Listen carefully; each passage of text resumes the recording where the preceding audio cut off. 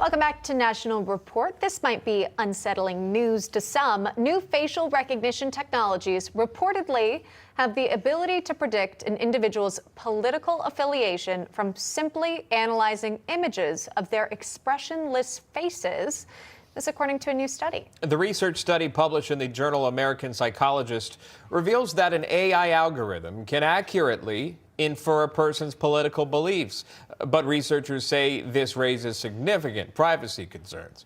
Bring in Jonathan Harris, a Democrat strategist, Marc Lauder, the Chief Communications Director for America First Policy Institute and former special assistant to Donald Trump, and special guest Doug Burns, former prosecutor, is here as well. Gentlemen, thank you all for being on. We do appreciate that. Wow, what about this story here? Marc, start with you on this. Participants in the study filling out a political orientation questionnaire. This is before the AI capturing what is described as a numerical fingerprint from images of their faces. This data was then mapped against the database containing their survey responses, effectively predicting their political views. Again, all by facial recognition through artificial intelligence. Marc, your thoughts here and how this could potentially be used in the future?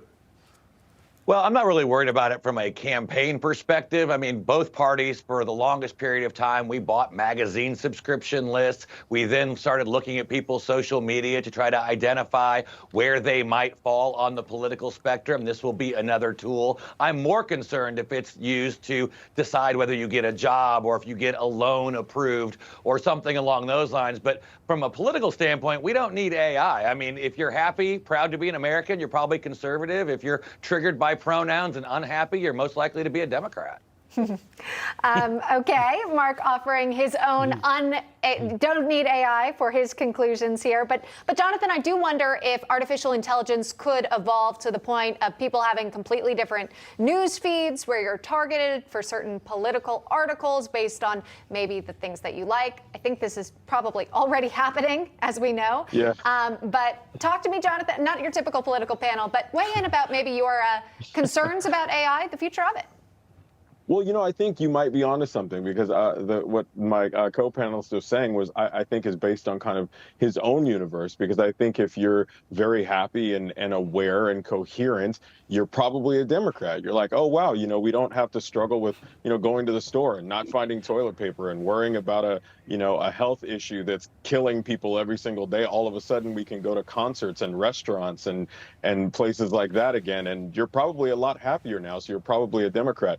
But to what you were saying, I do think that that's probably the path we're headed down, which is bad, because what it does is it creates an entirely separate universe. You create a curated universe where all your political beliefs aren't questioned. They're all right. You don't get any other opposing voices. Like, I grew up in the 90s, and I think one of the great things about that is we were kind of all, to some extent, forced into the same reality. You turn on the news, and that was what you got your news from. You turn on a TV show, and that's where you got a lot of your political ideas. But now, you know, you can create an Instagram feed, a Twitter feed, a Facebook feed that's all your beliefs and nothing else. And that's pretty dangerous. It's pretty disturbing because it makes you leave actual reality and create your own. Doug, the tool is out there now, again, from this study, artificial intelligence predicting political affiliations just from your face.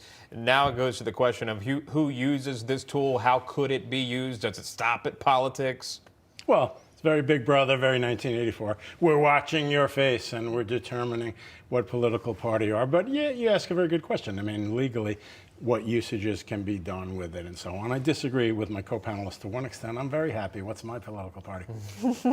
I can't guess. You got to be a Democrat then. You got to be a Democrat. Who's struggling to find toilet paper these days? We're all able to Nobody. do so. That's why we're in such a good mood.